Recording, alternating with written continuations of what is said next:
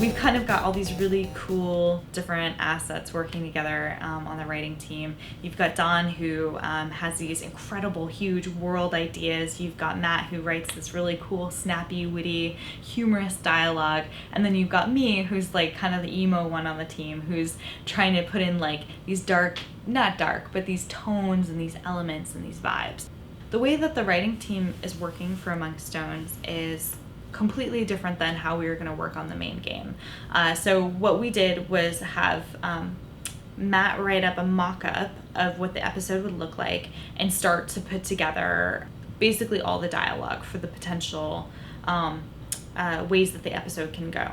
So he wrote a rough draft. I then came in and polished it up. I went through, I fixed a bunch of things, and then we passed it to Dawn, and Dawn was like, this needs to be even better. This has to be even more incredible. We want to give our Mazers the best possible experience. So we kind of went back to the drawing board.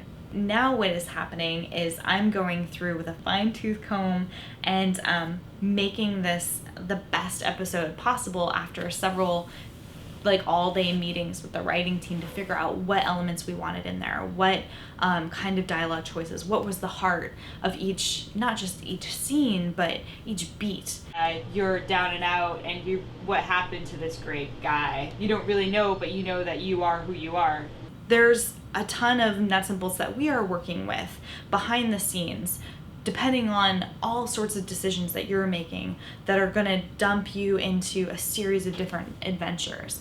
And it's not just big decisions that you're making, such as whether or not I'm going to blow up a dam, or whether or not I'm going to blow up a city, or whether or not I'm going to help this person along the way. It's also things like what time of day it is, and whether or not you called somebody by a really mean name, or whether or not you were successful in a shmup portion of a mission. These are all going to be added up.